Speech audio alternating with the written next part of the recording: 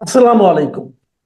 প্রিয় দর্শক, অন্য মঞ্চের আলাপ চাইতে আপনাদের সকলকে আমন্ত্রণ জানাচ্ছি। আসসালামু আলাইকুম।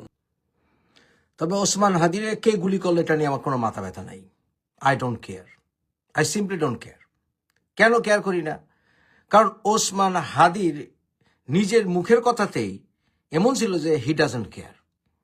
তাই ওসমান হাদিরে কে গুলি করলো এটা নিয়ে আমি মোটেই বিচলিত না, চিন্তিত না।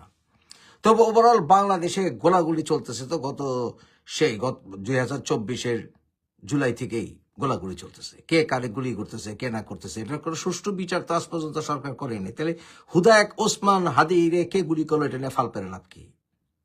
বরঞ্চ আমি আরো চিন্তিত যে যারা মারা গেছে জুলাই অগাস্টে তারা আসলে কিভাবে মরছে, কার গুলিতে মরছে, কাদের গুলিতে মরছে, সেই পথ রুদ্ধ করে দিছে আসিফ নজরুল, ইউনূস সরকার। সেটা নিয়ে বরঞ্চ আমি আরো বেশি চিন্তিত। সেই কথা তো আজ পর্যন্ত কেউ কইল না। কেউ তো কইল না যে পুলিশের স্টেশন যে আক্রমণ করছে কারা, সেটা বের করা উচিত, সেই রাস্তা বন্ধ করা উচিত না। কারণ অসংখ্য নিরীহ নিরপরাধ পুলিশ অফিসার গুলি খাইছেন, তাদের অনেক পরিবারের সদস্য আমার লাইভে এসে কান্নাকাটি করছেন। কই তাদের নিয়ে তো ইউনূস সরকার বা হাদি কান্না করতে করতে দেখিনি আমি। আমি বরঞ্চ কি শুনছি, আমি উল্টা শুনছি যে হাদি কইছে যে স্বাধীনতা যুদ্ধকালীন সময়ে আওয়ামী লীগের নেতারা ভারতে গিয়ে পালাইছিল এবং ভারতে গিয়ে পালায় খেয়ে তারা আরামে এসেছিল, আর বাংলাদেশে কৃষক শ্রমিকরা যুদ্ধ করে দেশ স্বাধীন করছে। ওই সময় তো হাদিস এই হাদি সে তো তখন চিন্তা করে নাই যে মুক্তিযুদ্ধ কিভাবে সংগঠিত হয়েছিল। সে তো তখন চিন্তা করে নাই কিভাবে বঙ্গবন্ধু সহ আওয়ামী লীগের নেতারা কিভাবে মুক্তিযুদ্ধকে সংগঠিত করেছিল, এর ইতিহাস কি, সেই বিষয়ে তো হাদির মুখে সামান্যতম কৃতজ্ঞতা আমি শুনি নাই। সেটা বরঞ্চ নিয়ে আমি আরো বেশি চিন্তিত ছিলাম যে এত বড় বেইমান কিভাবে হয় মানুষ, যে তারা আশা করে যে তারা তো আসলে মাদ্রাসা ব্যাকগ্রাউন্ড, তো মাথার মধ্যে তলোয়ার ছাড়া আর কোনো কিছু নাই। ওরা মনে করে লিডার হইতে হইলে খালি তলোয়ারবাজি করলে এবং গোলাগুলিতে অংশগ্রহণ করতে হইব। কিন্তু এইটা যারা চালায় তাকে দাড়ি পাকলেও যে তারা আসলে অনেক কিছু ঘটাইতে পারে, অনেক কিছু নেতৃত্ব দিতে পারে, এটা তাকে মাথার মধ্যে ঢুকেই না। কারণ ওই যে মাদ্রাসা ব্যাকগ্রাউন্ড, খালি ছিল কাটো মারো গুলি করো কিলাও, এটা খালি শিখছে। এই যে আমেরিকানরা যুদ্ধ করে, আমেরিকান প্রেসিডেন্টরা বিভিন্ন জায়গায় আক্রমণ করায়, ইরানে বমিং করছে, ইরাকে বমিং করছে করছে না, তারপরে আপনার আফগানিস্তানে বমিং করছে, বিভিন্ন জায়গায় বমিং করছে, এখন আবার ভেনেজুয়েলা ফাল পারতেছে। এমনকি ডোনাল্ড ট্রাম্প ওখানে বয়ে থাকে, বা বুশ ওখানে ছিল পয়সা। এমনকি আমাদের ইতিহাসে যখন সম্রাট আকবর এই বাংলার মোল্লা মৌলবীগ পেদানি দিছিল, তখন কি সম্রাট আকবর দিল্লি ছেড়ে ঢাকায় আসছিল? আসে নাই। তাইলে আমার কথা হইলো, এই অজুহাতে আমাদের মুক্তিযুদ্ধের মূল সমন্বয়কারীদেরকে অপমান করছিল। তখন তখন হাদির নৈতিকতা কইছিল। যখন 32 নম্বর ভাঙছিল, সে 32 নম্বর ভাঙার বিরুদ্ধে ওই তো গিয়ে দাঁড়ালে তো ইনকিলাব মঞ্চের কথা কয়। কই ওই তো 32 নম্বর যখন ভাঙতেছিল তখন কে সামনে দাঁড়ায় নাই তো? ও তো বলে নাই যে 32 নম্বর শুধু বঙ্গবন্ধুর বাসভবন না, এটা আমাদের ঐতিহাসিক একটা স্থান। তখন ওর বিবেক কইছিল। তাহলে আমি হাদিরিকে গুলি করলে নিয়ে আমার কেন মাথা ব্যথা থাকবে? দেখেন, আমি শেখ হাসিনার শাসনের যথেষ্ট সমালোচনা করছি, করি নাই?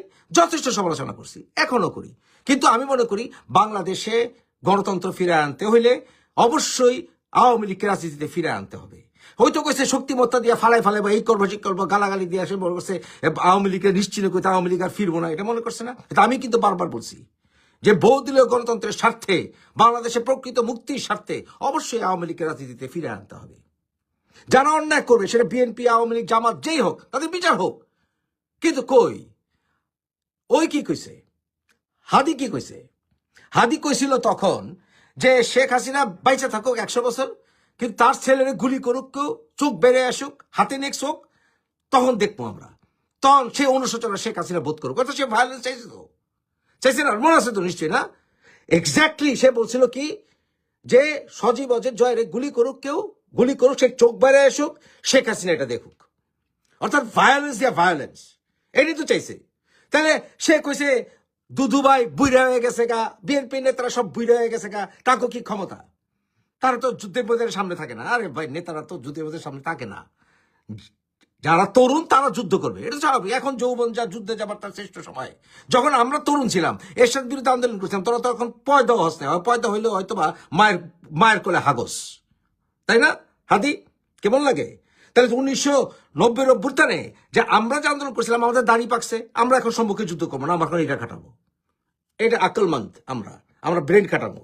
আমরা তো সামনে গিয়ে যুদ্ধ করার মারামারি করার বয়স আমাদের নাই।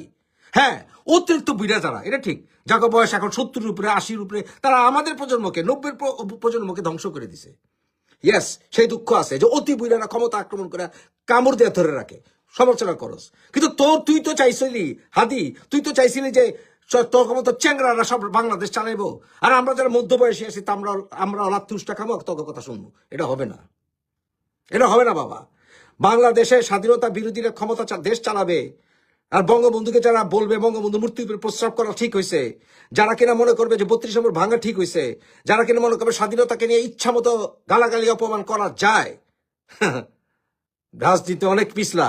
এটা বুঝতে হলে একটু বয়স হয়ে লাগে রে হাদি। এখন গুলি খাইছে হাদি, গুলি খাইছে। আই ডোন্ট গিভ এ ফাক অ্যাবাউট হাদি গুলি খেলো না খেলো। হাদির নিয়ে এত চিন্তা করার কথা, একটা ওয়ান পিস মাল, ওরা নিয়ে এত চিন্তা করার কি আছে? গুলি খাইলি কি না খাইলি কি, গুলি খাইলি কি না খাইলি কি, কোথায়? এখন বলে হাসনাত কান দেওয়ার লেগে, কিরে হাসনাত তুই বলে কান্দসর লেগে কেন? এতগুলি মানুষ যে গুলি খেলো গত 1.5 বছর, তুই তো একবার বলস নাই যে যারা অন্যায় করছে তাদেরকে সুষ্ঠু বিচার করা হোক, তাদেরকে গুলি করা না হোক, তাদের ঘর বাড়ি জ্বালা দেওয়া না হোক? প্রকৃত গণতন্ত্র কি শিখায়? এই হালার পহালা, এই হাদি ওই তো রাষ্ট্রবিজ্ঞানে বলে পড়ছে। রাষ্ট্রবিজ্ঞান পড়ছে না, কোন জিহাদি শিক্ষা নিছে কে জানে? কে জানে? রাষ্ট্রবিজ্ঞানে, পৃথিবীর কোন রাষ্ট্রবিজ্ঞানে আছে যে যে অন্যায় করে তারে গুলি করতে হবে? কোন রাষ্ট্রবিজ্ঞান? এই ভাষা তো তুই শিখাইছস, তোরা শিখাইছস, এই ভাষা তো তোরা শিখাইছস যে তোরা শক্তিমত্তাতে সব ঠেকা ফেলাবি, তো ঠেকা। আমি কখনো ভায়োলেন্স সাপোর্ট করি নাই, করবো না কোনোদিন, কিন্তু ভায়োলেন্স বিগেটস ভায়োলেন্স, ভায়োলেন্স জন্ম দেয়। আর আওয়ামী লীগের মতো দল, বিএনপির মতো দল, মির্জা আব্বাসের মতো নেতা, দুদুভাইয়ের মতো নেতা, হ্যাঁ, এই সকল বড় বড় নেতারা, হ্যাঁ, তো তোমার মতো চ্যাংরার কথায় উঠবো আসবো, তোমার কাছে রাজনীতি শিখতে হইব, ওনাকে কথা মাত দে। আঙ্গ যারা হালকা দাড়ি পাকছে, আমরাই তো তোকে পাত্তা দিই না। মনে করিস না যে তোরা আজকে 90-এর সরি, তোরা আজকে যে 24-এর অভ্যুত্থানে তোরা আন্দোলন করছ সামনে, আর পিছে বুড়াকে কোনো ক্ষমতা নাই, বুদ্ধির কোনো ক্ষমতা নাই, জ্ঞানের কোনো ক্ষমতা নাই, অভিজ্ঞতার কোনো ক্ষমতা নাই। এক হাদি গুলি খাইছে, আমার কোনো আসে না, বাল চেনা জানা। আবার ওর ভাষাতেই কথা কই, কানকির পোলার ভাষাতেই কথা কই, কোনো আসে যায় না। কারণ কি? কারণ অসংখ্য মানুষ 2024-এর জুলাই থেকে এখন পর্যন্ত গুলি খেয়েছে। তাকে যাক অন্যায় যারা শিকার হয়েছে তাকে পক্ষে কেউ ছিল না। যখন বাংলাদেশের শহীদ মিনার গুলি ভাঙা হয়েছে, শহীদ মিনার গুলি ভাঙা হয়েছে, তখন হাদি কই আসিল? যখন জায়গায় জায়গায় সাধারণ আওয়ামী লীগের কর্মীরা গুলি গেছে, তখন হাদি কইছিল। এমনকি বিএনপির অনেক নেতারা যখন অত্যাচারিত হয়েছিল, গুলি খাইছিল, তখন হাদিরে কই দায়িত্ব হয় নাই। আজকে আমগুলো লেকচার দেয় শেখ হাসিনার শাসনামলের কথা। শেখ হাসিনার শাসনামলে তোর বয়সটা কত ছিল? বয়সের অবশ্যই একটা গুরুত্ব আছে। চ্যাংরারা যখন রাজনীতি বুঝে না, অনেক শক্তি তাদেরকে রাজনীতি শিখায় দেয়। রাজনীতি শিখার সময় আসছে, এদেরকে রাজনীতি শিখায় দেওয়া উচিত। একটাই কথা, ভায়োলেন্স বিগেটস ভায়োলেন্স। এই বাংলার বুকে যারা স্বাধীনতা বিরোধী, এই বাংলার বুকে যারা বঙ্গবন্ধুকে অপমান করবে, এই বাংলার বুকে যারা স্বাধীনতার বীর মুক্তিযোদ্ধাদের অপমান করবে, এই বাংলার বুকে যারা শহীদ রাষ্ট্রপতি জিয়া রহমানকে তার স্বাধীনতার সময় তার রোলের ব্যাপারে প্রশ্ন তুলবে, তাদের বিচার হইতে হবে বাংলায়। যদি সুষ্ঠু বিচার না হয়, বাংলার মানুষ বিচার হাতে তুলে নিবে, অবশ্যই সেটাই সত্য। কারণ ভায়োলেন্স বিগেটস ভায়োলেন্স। যখন সত্য বিচার পথ খুঁজে পায় না, তখন অবশ্যই যে কোনো উপায়ে বিচার ডেলিভারি করতে হয়। যে ইনকালাব মঞ্চ নামে মৌলবাদী চক্রের যেই ছেলেটি সভ্যতাকে লঙ্ঘন করে অসভ্যের মতো মিডিয়াতে এসে, সোশ্যাল মিডিয়াতে বিভিন্ন জায়গায় মুক্তিযুদ্ধের পক্ষের মানুষ, স্বাধীনতার সপক্ষের মানুষ, মুক্তিযোদ্ধা এবং গণতন্ত্রপ্রেমী মানুষদের প্রতি যেসব বিষোদ্গার করত, তিনি ভোটে দাঁড়িয়েছেন 8 আসন ঢাকার মির্জা আব্বাসের সাথে। সেখানে আমরা শুনেছি জামায়াতে ইসলামও তার বড় এক ছাত্রনেতাকে প্রার্থী করতে চায়। তো এই ত্রিমুখী লড়াই যেখানে হওয়ার কথা, মাত্র তফসিল ঘোষণার একদিন পরেই সেখানে খুনোখুনি শুরু হয়ে গেছে। এই খুনোখুনিতে আজকে গুলি করা হয়েছে হাদিকে, হাদির কানের গোড়াতে এই গুলিটি লেগেছে। আমরা খবর পেয়েছি গুলিটি এখনো তার ব্রেইনের ভিতরে রয়ে গেছে, তাকে ভেন্টিলেশনে রাখা হয়েছে অথবা লাইফ সাপোর্টে রাখা হয়েছে। বাঁচবে কি মরবে আল্লাহ জানে, আমরা জানি না। এখন প্রশ্নটা হচ্ছে, এই যে গুলিবর্ষণের ঘটনা প্রকাশ্য দিবালোকে ঢাকা শহরের মতো জায়গায়, তাও কোথায়, সচিবালয় থেকে মাত্র 1 কিলোমিটার দূরে, 1 কিলোমিটারও কম সময়। বিজয়নগর মানে তো হচ্ছে ঢাকার প্রাণকেন্দ্র। এ পাশ দিয়ে গেলে হাইকোর্ট আর এ পাশ দিয়ে গেলে পল্টন, একটু পিছনে গেলে বিএনপির অফিস। তাহলে আপনারা বুঝতে পারছেন যে ঢাকার প্রাণকেন্দ্রে দিনে দুপুরে হাদিকে গুলি করা হয়। এই যে গুলি করার ঘটনা, পুলিশ কোথায় ছিল? আর্মি তো ডিপ্লয় আছে, আর্মিরা কোথায় ছিল? র্যাব কোথায় ছিল? কেউই কি দেখেনি? সিসিটিভিতে কি ধরা পড়েনি? এত কিছুর পরও, এত কিছু থাকতেও দিনে দুপুরে ঢাকা শহরের মতো জায়গায় গুলি করে হত্যা করা হচ্ছে মানুষকে। এই যে ঘটনা, এই ঘটনাটিকে বিচ্ছিন্নভাবে দেখলে হবে না। এই ঘটনাটি বলে দিচ্ছে সারা বাংলাদেশে যত নির্বাচনী প্রার্থী আছে কারো জীবনে এখন আর নিরাপদ নয়। এই নিরাপত্তাহীনতার ভিতর দিয়ে সমাজে যেখানে আইন নেই, শাসন নেই, সুপ্রিম কোর্টের জাস্টিস যদি অর্ডার না দেয় তাদেরকে হত্যা করার হুমকি যেখানে দেওয়া হচ্ছে, যেখানে জোর করে সুপ্রিম কোর্টের জাস্টিসদেরকে নামিয়ে ফেলা হচ্ছে সুপ্রিম কোর্ট থেকে, অবৈধভাবে প্রেসিডেন্টকে প্রাসাদ থেকে বিতায়নের চেষ্টা হচ্ছে, সেই রকম একটা অবস্থায় ডক্টর ইউনূস বাংলাদেশের সবচেয়ে বড় রাজনৈতিক শক্তি, যারা এই বাংলাদেশ শব্দটির সাথে জড়িত, বাংলাদেশ আওয়ামী লীগ, যারা এই বাংলাদেশটিকে জন্ম দিয়েছে, সেই জন্ম দেওয়া বাংলাদেশে আজকে বাংলাদেশ আওয়ামী লীগের রাজনীতিকে নিষিদ্ধ ঘোষণা করা হয়েছে। নিষিদ্ধ ঘোষণা ডাইরেক্টলি করা হয়নি, ইনডাইরেক্টলি করা হয়েছে। আওয়ামী লীগের একটি সংগঠন রয়েছে ছাত্র লীগ। 1949 সালে ছাত্রলীগের জন্ম, আওয়ামী লীগের জন্ম, তারও 1 বছর আগে 1948 সালে ছাত্রলীগের জন্ম। মানে আওয়ামী লীগ জন্মের আগেই বঙ্গবন্ধু ছাত্রলীগের জন্ম দিয়েছিলেন আওয়ামী ছাত্রলীগ। তার পরবর্তীতে আওয়ামী লীগ গঠিত হলো। এই আওয়ামী লীগ বাংলাদেশের স্বাধীনতা যুদ্ধে যে জীবন দেওয়া মানুষরা, তাদের মধ্যে সবচেয়ে বেশি হচ্ছে ছাত্রলীগের। 10,000-এরও অধিক মুক্তিযোদ্ধা এই শহীদ হয়েছেন, ছাত্রলীগের নেতা শহীদ হয়েছেন 1971 সালের মহান মুক্তিযুদ্ধে। সেই ছাত্রলীগকে ব্যান করা হয়েছে, আওয়ামী লীগকে ব্যান করা হয়েছে। এই ব্যান করার পিছনে এই হাদিরাই কাজ করেছে।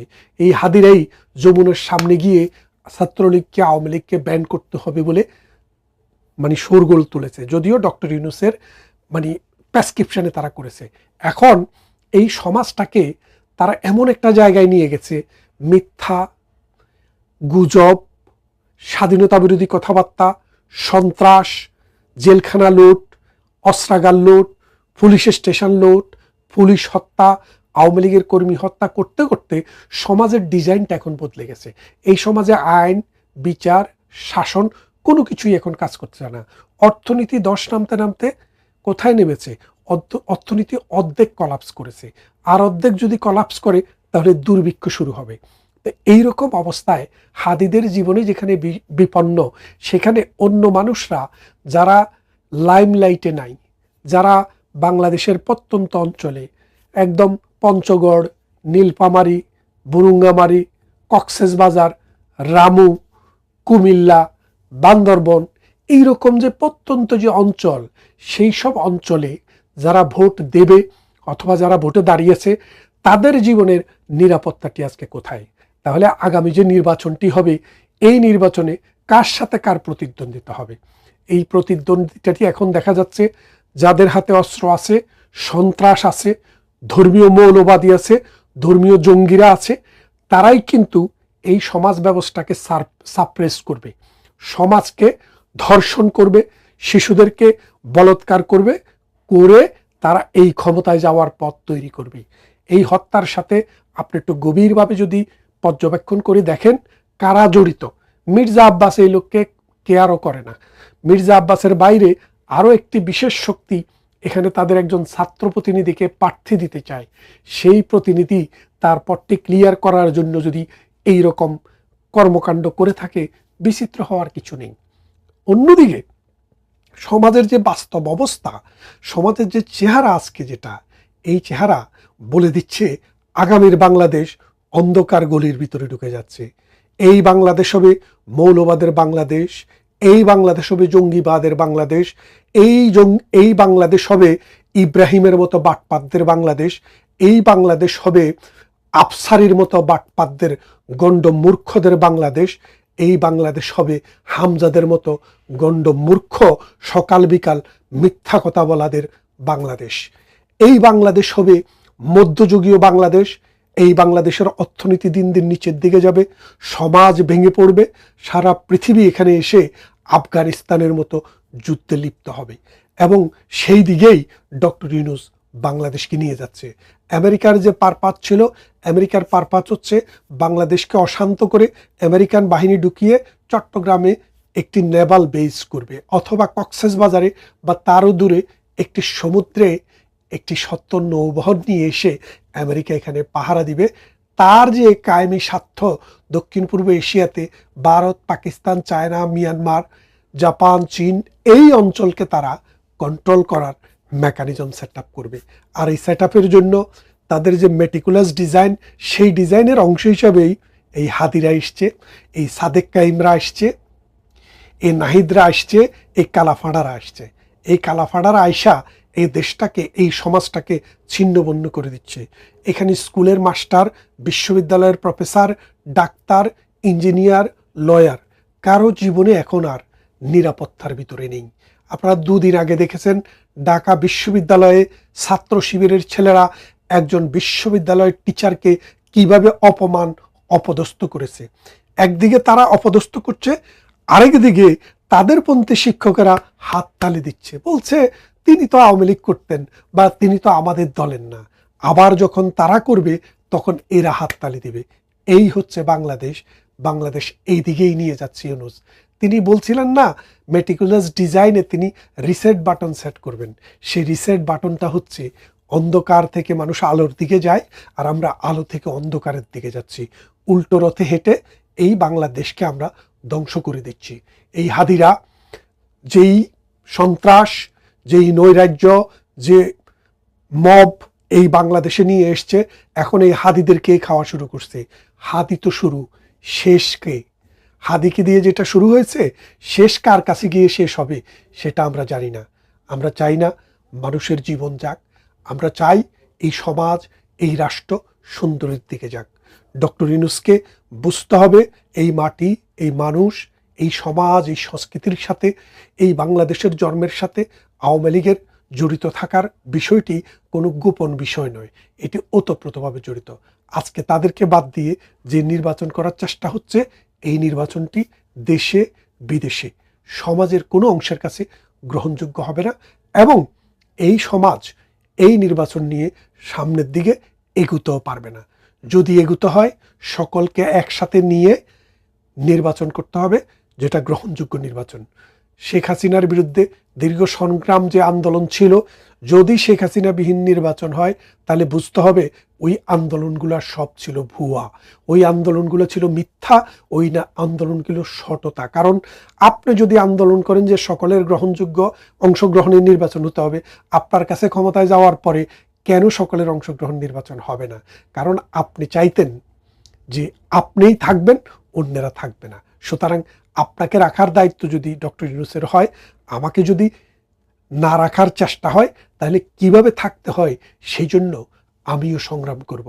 আর আমার সংগ্রাম টুডে, টুমোরো অথবা যখনই শুরু হবে, সমাজে কিন্তু নৈরাজ্য আরো ব্যাপক বিস্তার লাভ করবে। আসুন, আমরা নৈরাজ্য চাই না, আমরা হাদিদের মৃত্যু চাই না, আমরা কারোই মৃত্যু কামনা করি না। আমরা কামনা করি সুষ্ঠু, সুন্দর, প্রগতিশীল একটি সমাজ, যেই সমাজটি অসাম্প্রদায়িক মুক্তিযুদ্ধের চেতনায় সামনের দিকে এগিয়ে যাবে, আলোমুখী হবে, অন্ধকারমুখী নয়। ভাবা হয়েছিল বাংলাদেশের জাতীয় সংসদ নির্বাচন হবে বসন্তের কোকিল ডাকা পরিবেশে, যেখানে ফুল ফুটবে আর ভোটের মেলা বসবে। অন্তর্বর্তী সরকারের প্রধান উপদেষ্টা ডক্টর মোহাম্মদ ইউনূস গত কয়েক মাস ধরে দেশে বিদেশে সেই ইতিহাসেরা উৎসব মুখর নির্বাচনের ডঙ্কা বাজিয়ে যাচ্ছিলেন। অবশেষে যখন ত্রয়োদশ জাতীয় সংসদ নির্বাচনের তফসিল ঘোষণা হলো 11 ডিসেম্বর, তখন প্রধান নির্বাচন কমিশনার এএমএম নাসিরউদ্দিনও অভয় দিয়ে বললেন, উৎসব আবহে ভোট দিন। কিন্তু দর্শক, বাস্তবতার থাপ্পড় পড়তে 24 ঘন্টাও লাগেনি। এই নির্বাচন কতটা উৎসব মুখর আর কতটা নিরাপদ তার প্রমাণ হাতে নাতে পাওয়া যাচ্ছে তফসিল ঘোষণার মাত্র 18 ঘন্টা পর। ঢাকার প্রকাশ্য রাস্তায় দিনে দুপুরে গুলিবিদ্ধ হয়েছেন ঢাকা 8 আসনের প্রার্থী ওসমান হাদী। ঢাকা মেডিকেল কলেজ হাসপাতালে অস্ত্রোপচার শেষে জনাব হাদীকে এভার কেয়ার হাসপাতালে স্থানান্তর করা হয়েছে। চিকিৎসকরা বলছেন তার অবস্থা ক্রিটিক্যাল বা আশঙ্কাজনক। হাদীর গুলিবিদ্ধ হওয়ার ঘটনায় নিন্দা জানিয়ে এসেছে প্রধান উপদেষ্টার বার্তা। তবে এবার আর সেখানে নেই ইতিহাসরা নির্বাচনের বাগাড়ম্বর, বরং শব্দ বাছাই এসেছে বড় ধরনের পরিবর্তন। আগামী নির্বাচন শান্তিপূর্ণ, অংশগ্রহণমূলক ও নিরাপদ পরিবেশে অনুষ্ঠানের জন্য রাজনৈতিক দল এবং নাগরিকদের সংযম প্রত্যাশা করা হয়েছে। অথচ হাদীর উপর হামলার কয়েক ঘন্টা আগেই লুণ্ঠিত অস্ত্র নিয়ে সাংবাদিকদের উদ্বেগে পাত্তা না দিয়ে পেঁয়াজের দাম বাড়ার আলোচনায় চলে যান সরকারের স্বরাষ্ট্র উপদেষ্টা জাহাঙ্গীর আলম চৌধুরী। গত এক সপ্তাহে এ ধরনের উদ্বেগ আমলেই নিতে দেখা যায়নি তাকে। এমনকি নির্বাচনের সম্ভাব্য প্রার্থীদের নিয়ে উপহাস করে বলেন, আইন শৃঙ্খলা বাহিনী সবার জন্য উপযুক্ত পরিবেশ নিশ্চিত করেছে, তবে অনেকে নাকি শীতের কারণে ইচ্ছে করে ঘরের বাইরে বের হচ্ছেন না। এই সরকার যেন হ্যামিলিয়নের সেই বিখ্যাত বংশীবাদক, যিনি কানের তুলো গুজে শুধু দেশ সেরা নির্বাচনের বাঁশি বাজিয়ে চলেছেন, আর তার সভাসদেরা হাসি তামাশার মিশনে নেমেছেন। নানান জল্পনা কল্পনা শেষে ত্রয়োদশ জাতীয় সংসদ নির্বাচনের তফসিল ঘোষণা হয় 11 ডিসেম্বর। ইতিহাসের স্মরণকালের প্রস্তুতিহীনতা, বেহাল আইন শৃঙ্খলা এবং সংঘাতপূর্ণ রাজনৈতিক আবহের মধ্যে আসে ভোটের ঘোষণা। প্রধান নির্বাচন কমিশনার এএমএম নাসিরউদ্দিনের কণ্ঠে ছিল প্রধান উপদেষ্টার বক্তব্যেরই প্রতিধ্বনি। সব ভোটারের উদ্দেশ্যে জানান, উৎসব আবহে ভোট দেওয়ার আহ্বান। আশ্বাস দেন মাঠের আইন শৃঙ্খলা নিয়ন্ত্রণে সব প্রস্তুতি রয়েছে। সিএসির বক্তব্যের সঙ্গে বাস্তবের অবস্থার ফারাক যে কতটা তা পরিষ্কার হতে 24 ঘন্টাও সময় লাগেনি। ঠিক 18 ঘন্টার মাথায় ঢাকার রাস্তায় দিনের আলোয় গুলিবিদ্ধ হন জুলাই আন্দোলনের পরিচিত মুখ ওসমান হাদী। আওয়ামী লীগ সরকার পতনের পর গড়ে তোলেন প্ল্যাটফর্ম ইনকিলাব মঞ্চ। সম্প্রতি সংসদ নির্বাচনে ঢাকা 8 আসনের স্বতন্ত্র প্রার্থী হিসেবে প্রতিদ্বন্দ্বিতা করার ঘোষণা দেন তিনি। নির্বাচনী প্রচার চালানোর এক পর্যায়ে 12 ডিসেম্বর দুপুর 2:15টার দিকে তিনি গুলিবিদ্ধ হন। রাজধানীর বিজয়নগর এলাকায় রিকশায় থাকা অবস্থায় হাদীকে খুব কাছ থেকে গুলি করে পালিয়ে যায় মোটরসাইকেলের 2 আরোহী। দৈনিক প্রথম আলোর খবরে বলা হয়েছে, সিসিটিভি ফুটেজে দেখা গেছে একটি মোটরসাইকেলের 2 আরোহী পিছন থেকে একটি ব্যাটারি চালিত রিকশাকে অনুসরণ করছেন। রিকশায় 2 জন যাত্রী ছিলেন আর মোটরসাইকেলে ছিলেন 2 ব্যক্তি। তাদের দুজনেরই হেলমেট পরা ছিল। মোটরসাইকেল চালানো ব্যক্তিটির পরনে ছিল জিন্সের প্যান্ট এবং পেছনের আসনে বসা ব্যক্তির গায়ে চাদর ছিল।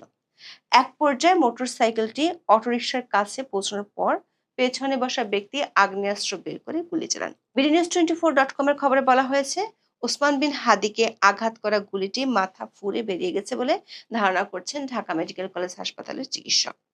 তার মাথায় অস্ত্রোপচার চালানো চিকিৎসক অধ্যাপক জাহিদ রায়হান বলেছেন, হাদীর অবস্থা খুবই খারাপ। তার বিষয়ে আশার কোনো কথা বলতে পারছেন না তারা। শুক্রবার রাত 8টার দিকে ঢাকা মেডিকেল কলেজ হাসপাতাল থেকে এভার কেয়ার হাসপাতালে নেওয়া হয় হাদীকে। এর আগে ঢাকা মেডিকেল কলেজ হাসপাতালের নিউরো সার্জারি বিভাগের প্রধান জাহিদ রায়হান সাংবাদিকদের বলেন, হাদীর 2 বার কার্ডিয়াক অ্যারেস্ট হয়েছে, প্রচুর রক্তক্ষরণ হয়েছে, অস্ত্রোপচারের পর নাক মুখ দিয়ে রক্ত বের হচ্ছিল। এই রোগীর বিষয়ে আমরা আশার কোনো কথাই বলবো না। দর্শক, নির্বাচনের তফসিল ঘোষণার পরদিনে ওসমান হাদীর উপর হামলার ঘটনা নতুন করে সামনে এসেছে নাজুক নিরাপত্তার চিত্রকে। আমরা যদি পিছনের দিকে তাকাই, দেখব তফসিলের আগে চট্টগ্রাম 8 আসনে জনসংযোগের সময় বিএনপির প্রার্থী এরশাদ উল্লাহ সহ আরো 5 জন গুলিবিদ্ধ হয়েছিলেন। তাদের মধ্যে সরার হোসেন ওরফে বাবলা তো প্রাণী হারান। পুলিশ সেই 1 মাসেও গুলি চালানো ব্যক্তিকে শনাক্ত করতে পারেনি। এর বাইরেও নির্বাচন কেন্দ্রিক আধিপত্য বিস্তার নিয়ে খুন জখমের বেশ কিছু ঘটনা ঘটেছে সারা দেশে। তবে বরাবরের মতো বিষয়গুলোকে পাত্তা দিতে রাজি নয় সরকার।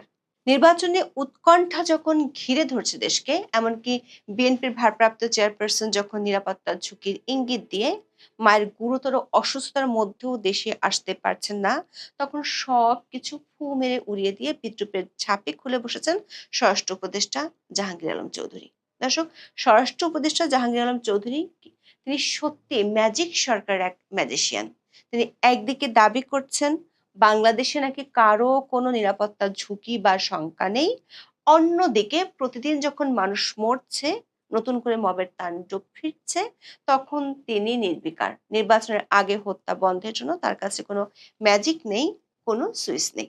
দর্শক, এতদিন সরকার পিআর টিমের দাবি ছিল বাংলাদেশে চলছে ম্যাজিক ম্যানের শাসন, কিন্তু সেই ম্যাজিকে যে খুনোখুনি বন্ধ করার কোনো সম্ভাবনা নেই, সেটা 16 মাসের মাথায় স্বরাষ্ট্র উপদেষ্টাই স্বীকার করে নিলেন। এখানেই শেষ নয়, নির্বাচন ঘিরে সংঘাত সহিংসতার দায় চাপানো হয়েছে সরকারের মিত্র দলগুলোর উপরই। স্বরাষ্ট্র উপদেষ্টা 8 ডিসেম্বর বিদ্রূপের সুরে বলেন, শীতের ঠান্ডা এড়াতে অনেক প্রার্থী প্রচারে নামছেন না, সর্দি কাশিতে আক্রান্ত হওয়ার ভয় করছেন। এছাড়া সহিংসতার ঘটনাগুলো ঘটছে নির্বাচনের মাঠে থাকা দলগুলোর অভ্যন্তরীণ বিরোধের কারণে। আইন শৃঙ্খলা রক্ষায় এমন ব্যর্থতার দায় অস্বীকারের ম্যাজিকে পরিষ্কার হয়ে উঠছে নিজেদের দায়িত্বে ভোটের মাঠে থাকতে হবে প্রার্থীদের। কোনো অঘটন ঘটলে দায় নেবে না সরকার, উল্টো জবাবদিহির মুখে আক্রান্তরাই। ঢাকায় প্রকাশ্য দিবালোকে হাদির উপর হামলার ঘটনার ঘণ্টা দুয়েক আগে থানা থেকে লুট হওয়া অস্ত্র উদ্ধারের হাল নিয়ে সাংবাদিকদের প্রশ্নের মুখে পড়েছিলেন জাহাঙ্গীর আলম চৌধুরী। এত বড় একটা নিরাপত্তা উদ্বেগকে তিনি পাত্তাই দিলেন না। মুহূর্তে টপিক বদলে বললেন পেঁয়াজ আলুর দাম নিয়ে। সামাজিক যোগাযোগ মাধ্যমে এই ঘটনা এখন তুমুল সমালোচিত। মানুষ জিজ্ঞেস করছে, এই ম্যাজিক সরকারের 16 মাসের শাসনে মানুষের জীবনের দাম কি আলু পেঁয়াজের দামের চেয়েও সস্তা হয়ে গেল? জীবনের দাম যখন এতটা পড়ে যায়, তখন সরকার কেন মসনদে, সেই প্রশ্ন উঠছে। দর্শক, হাদির উপর হামলার দায়ী কারা, সে প্রশ্নের শুরু হয়নি। বিভিন্ন সিসিটিভির ফুটেজ এবং বেশ কিছু ছবি বিশ্লেষণ করে কেউ কেউ দাবি করছেন ওসমান হাদির নির্বাচনী প্রচারের সময় তার খুব কাছে অবস্থান করছিলেন হামলাকারী দুই তরুণ। হাদি যখন গুলিবিদ্ধ হন, রিকশায় তাকে হাসপাতালে নেওয়ার সময় তার সহকর্মীরা সরাসরি দায়ী করেন বিএনপিকে। বিএনপির প্রার্থী মির্জা আব্বাস হাসপাতালে গেলে তোপের মুখে পড়তে হয়। ঢাকা ৮ আসনে জামাতের সম্ভাব্য প্রার্থী হিসেবে ছাত্র শিবিরের নেতা সাদিক কায়েমের নাম আলোচনায় আছে। গুলির পরপরই তিনি ফেসবুকে এমন একটি পোস্ট দেন যেখানে বিএনপিকে ইঙ্গিত করা হয়। তিনি লেখেন, ওসমান হাদিকে গুলি করা হলো চাঁদাবাজ ও গ্যাংস্টারদের কবল থেকে ঢাকা সিটিকে মুক্ত করতে অচিরেই অভ্যুত্থান শুরু হবে। ফলস্বরূপ বিএনপির সমর্থকেরা ঘটনার জন্য দায়ী করছেন জামাতকে। অর্থাৎ গুলির কয়েক ঘন্টার মধ্যেই সরকারের মিত্র দলগুলোর মধ্যেই শুরু হয়ে গেছে মারাত্মক কাদা ছোড়াছুড়ি। তবে এই সুযোগে আওয়ামী লীগের দিকেও অভিযোগের তীর ছোড়া হয়েছে এবং এই দৌড়ে সবার চেয়ে এগিয়ে আছেন সংস্কৃতি উপদেষ্টা মোস্তফা সরোয়ার ফারুকী। তফসিলের প্রথম দিনই যখন প্রার্থী নিরাপত্তা নিশ্চিত করতে সরকার চরমভাবে ব্যর্থ, তিনি সেই দায় ঝেড়ে ফেলে সরাসরি দায়ী করেন আওয়ামী লীগকে। প্রশ্ন হলো, প্রাথমিক তদন্ত যেখানে শুরু হয়নি, সেখানে সরকারের একজন উপদেষ্টা হয়ে তিনি কি করে অপরাধী সাব্যস্ত করে ফেললেন? সেই গোয়েন্দা রহস্যের খোঁজ মেলেনি। এটাকে আরেক ধরনের ম্যাজিক। তবে এই কাদা ছোড়াছুড়ি খেলায় আরেকজন খেলোয়াড় দ্রুত মাঠে নেমেছেন। একদিন আগের উপদেষ্টা আসিফ মাহমুদ সজীব ভুঁইয়া। প্রবল দাপটে 16 মাস তিনি পদ আঁকড়েছিলেন।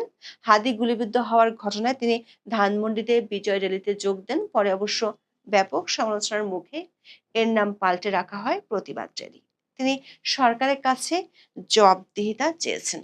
তিনি প্রশ্ন তুলেছেন, সরকার কেন নিরাপত্তা দিতে ব্যর্থ হলো? দর্শক, প্রশ্ন হলো, ক্ষমতায় থাকার সময় মবকে প্রশ্রয় দেওয়া সহ বহু কারণে বিতর্কিত এই আসিফ মাহমুদ কেন পদ ছাড়ার পর তিনি সরকারের কাছে জবাব চাইছেন? একদিন আগে যিনি তার বন্ধু ছিলেন সেই সংস্কৃতি উপদেষ্টা ফারুকী যখন এক পক্ষকে দোষারোপ করছেন, তখন আসিফ বলছেন ঠিক তার উল্টো কথা। ইমেজ ফেরানোর এই চেষ্টা কি কাজে আসবে?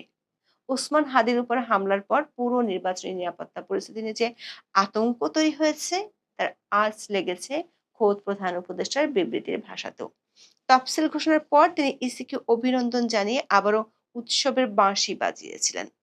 তিনি তখন বলেছিলেন, নির্বাচন ও গণভোটকে উৎসবমুখর, অংশগ্রহণমূলক ও সম্পূর্ণ সুষ্ঠুভাবে সম্পন্ন করার লক্ষ্যে অন্তর্বর্তী সরকার সব ধরনের সহায়তা দেবে।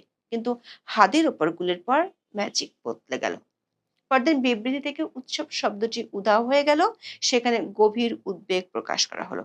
বিবৃতির ভাষা হয়ে গেল, নির্বাচন শান্তিপূর্ণ, অংশগ্রহণমূলক ও নিরাপদ পরিবেশে অনুষ্ঠানের জন্য দেশের সব রাজনৈতিক পক্ষ, কর্মী সমর্থক এবং নাগরিকদের প্রতি শান্তি ও সংযম বজায় রাখার আহ্বান জানানো হলো।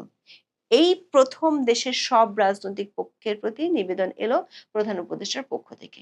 এখানে অংশগ্রহণমূলক নির্বাচনের কথাও বারবার বলা হচ্ছে। এখানেই আমাদের প্রশ্ন, সব রাজনৈতিক পক্ষ বলতে কাদের বুঝিয়েছেন? যে অংশগ্রহণমূলক শব্দ দুটি এতদিন সযত্নে এড়িয়ে যাওয়া হচ্ছিল, হঠাৎ করে কেন তার ব্যবহার শুরু হলো?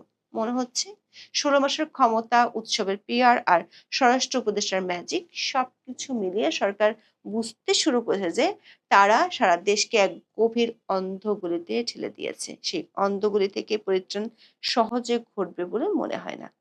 এখন প্রশ্ন একটাই, অন্তর্বর্তী সরকারও কি এই কঠিন বাস্তবতা অনুভব করতে শুরু করেছে?